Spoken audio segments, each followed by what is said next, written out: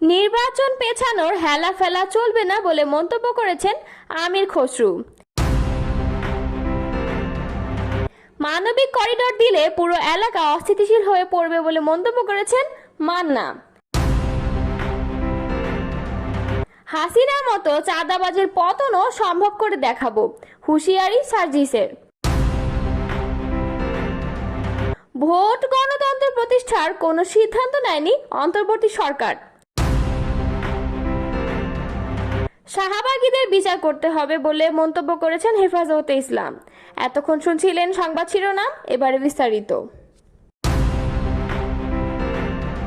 BNP স্থায়ী কমিটির সদস্য আমির খসরু মাহমুদ চৌধুরী বলেছেন, গণতন্ত্রের পথ হলো নির্বাচন। নির্বাচন পেছানোর হেলাফেলা চলবে না। নির্বাচনের রোডম্যাপ নিয়ে টালবাহানা চলবে না।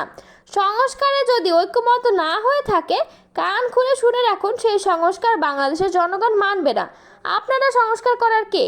সংস্কার করবে দেশের জনগণ। নির্বাচনের মাধ্যমে সেই সংস্কার হবে।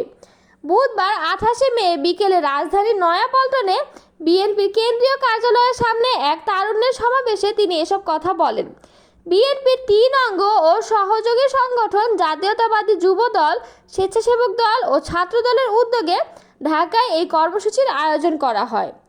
আমির খসরু বলেন, সংস্কারের প্রথম প্রস্তাব দিয়েছেন দেশনেত্রী বেগম খালেদা জিয়া ভিশন 2030। এরপর আমাদের ভারপ্রাপ্ত চেয়ারম্যান 27 দফা দিয়েছেন এবং পরবর্তীতে আন্দোলনের দলগুলোর সঙ্গে আলোচনার ভিত্তিতে 31 দফা দিয়েছেন।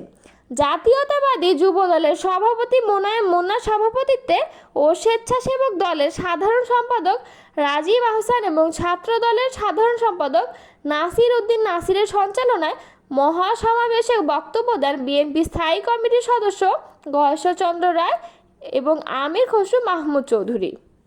নাগরিক ঐক্যের সভাপতি মাহমুদুর রহমান মান্না বলেন, দেশের মানুষ একটি প্রভাবমুক্ত স্থানীয় সরকার নির্বাচন চায়। তৃণমূল দীর্ঘ সময় নেতৃত্ব শূন্য থাকা উচিত না। মানুষের মধ্যে নির্বাচন নিয়ে এক অজানা আতঙ্ক বিরাজ করছে। রাজনৈতিক নেতারা বাস স্ট্যান্ড, টেম্পো স্ট্যান্ড, খাল বিল দখল নিয়ে ব্যস্ত। ইউরোপ আমেরিকায় যদি চাঁদাবাজি ছাড়া রাজনীতি চলতে পারে, বাংলাদেশে পারবে না কেন? রাখাইন রাজ্যে এখন কোনো কর্তৃপক্ষ নেই। এই নাজুক অবস্থায় মানবিক করিডোর দিলে পুরো এলাকা অস্থিতিশীল হওয়ার যথেষ্ট সম্ভাবনা রয়েছে। বুধবার রাজধানীর জাতীয় প্রেস ক্লাবে গণশক্তি সভায় আয়োজিত জনদুর্ভোগ ও স্থানীয় সরকার নির্বাচন শীর্ষক মতবিনিময় সভায় প্রধান অতিথির বক্তৃতায় তিনি কথা বলেন। মাহমুদুর রহমান মান্না বলেন, চলমান আন্দোলনগুলোর ব্যাপারে সরকারকে সজাগ থাকতে হবে। অনেকে ন্যায্য দাবি নিয়ে আন্দোলন করছে। ন্যায্য দাবিগুলোর প্রতি সরকারকে শ্রদ্ধাশীল হতে হবে। অনুষ্ঠানে সভাপতির বক্তৃতায় ডিইউজিএর সভাপতি শহীদুল ইসলাম বলেন, আমাদের চোখ কান খোলা রাখতে হবে যাতে দেশ অস্থিতিশীল হয়ে না ওঠে।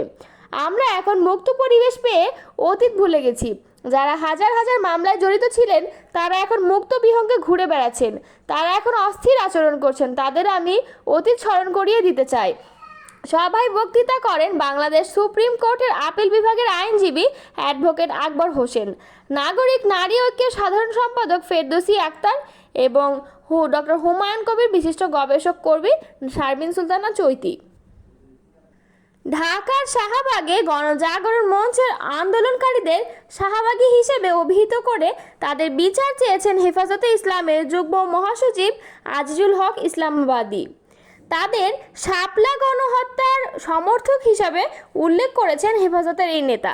বুধবার গণমাধ্যমে পাঠানো বিবৃতিতে তিনি এ দাবি জানান। বিবৃতিতে আজিজুল হক বলেন, 2013 সালে ভারতের মদদে শাহবাগে ইসলামী বিদ্বেষী গণশত্রুরা বাংলাদেশের সার্বভৌমত্ব ও ন্যায় বিচার ধ্বংস করে ফ্যাসিবাদ কায়েমে একাট্টা হয়েছিল। সেই শাহবাগ ঘিরে আধিপত্যবাদী ভারতের আগ্রাসী চক্রান্ত এবং ভারতের ক্রীড়নক ও শাপলা গণহত্যা সমর্থক সেই শাহবাগীদেরও আজ বিচার করতে হবে। আজিজুল হক আরও বলেন, শাপলা চত্বরের প্রতিরোধ চেতনায় অনুপ্রাণিত তৌহিদি জনতা 24-এর গণ অভ্যুত্থানে বীরোচিত ভূমিকা পালন করে। 84 জনেরও বেশি মাদ্রাসার ছাত্র শিক্ষক শহীদ হন। একটি বৃহৎ রাজনৈতিক দলের শীর্ষ নেতা দেশের ইসলামপন্থী ও আলেম নেতাদের মৌলবাদী বলে 1.5 দশকের পুরনো ভারতীয় ও আওয়ামী বয়ানে সুর মিলিয়ে কটাক্ষ করেছেন, যা উদ্বেগজনক। আওয়ামী লীগ ও ভারতীয় বয়ানে কথা বললে দেশবাসীর কাছে প্রত্যাখ্যাত হবেন। এছাড়া শাহবাগীদের ইসলাম বিদ্বেষী ফ্যাসিস্ট উল্লেখ করে তাদের চক্রান্তের বিরুদ্ধে জুলাইয়ের ছাত্র জনতাকে সতর্ক ও ঐক্যবদ্ধ থাকার আহ্বান জানান হেফাজতের এই নেতা।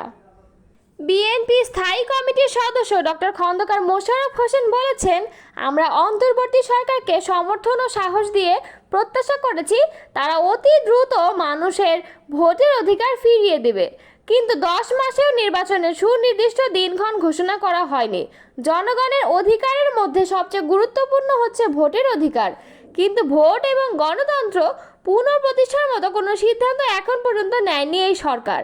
বুধবার 28 মে বিকেলে রাজধানীর নয়াপল্টনে বিএনপির কেন্দ্রীয় কার্যালয়ের সামনে দলের 3 অঙ্গ ও সহযোগী সংগঠন জাতীয়তাবাদী যুবদল, স্বেচ্ছাসেবক দল ও ছাত্র দল আয়োজিত তারুণ্যের রাজনৈতিক অধিকার প্রতিষ্ঠা সমাবেশ এসে তিনি এসব কথা বলেন।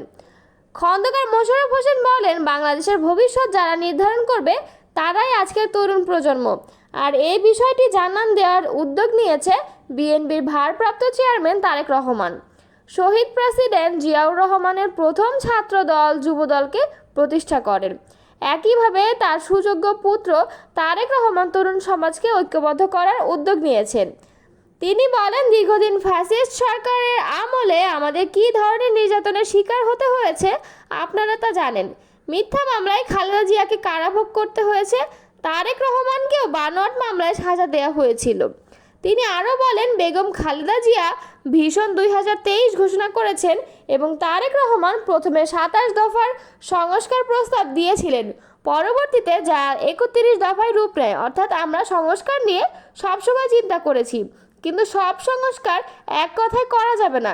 এটি একটি চলমান প্রক্রিয়া। আমরা চাই একটি অবাধ নিরপেক্ষ নির্বাচনের জন্য প্রয়োজনীয় সংস্কার অতি দ্রুত শেষ করে চলতি বছরের ডিসেম্বরের মধ্যে নির্বাচন অনুষ্ঠিত হোক। ডক্টর মোশাররফ হোসেন বলেন, বিএনপির নেতাকর্মীরা মামলার শিকার সবচেয়ে বেশি। জনগণের ভোটে বিজয়ী হয়ে আমরা আগামীতে ক্ষমতায় গেলে অবশ্যই মামলার বিষয়টি নিয়ে ভাবব। দেশে চাঁদাবাজি ও চাঁদাবাজের বিরুদ্ধে হুঁশিয়ারি করেছেন জাতীয় নাগরিক পার্টির উত্তরাঞ্চলের মুখ্য সংগঠক সার্জিস আলম। তিনি বলেছেন, যত ক্ষমতাধর হোক, যেখানে চাঁদাবাজি হবে সেখানে তাদের প্রতিহত করতে হবে। শেখ হাসিনার চেয়ে বড় চাঁদাবাজ তো আর কেউ ছিল না। দেশের সব চাঁদাবাজের পতন সম্ভব, আমরা সেটা করে দেখাবো। আজ বুধবার দুপুরে দিনাজপুরের বিরল উপজেলায় এনসিপির পথসভায় এসব কথা বলেন এনসিপি নেতা। প্রশাসনে যারা ভালো কাজ করছেন তাদের সুনাম এবং যারা মন্দ কাজ করছেন তাদের নিন্দা সহ সোশ্যাল মিডিয়ায় ছবি ছড়িয়ে দেওয়ার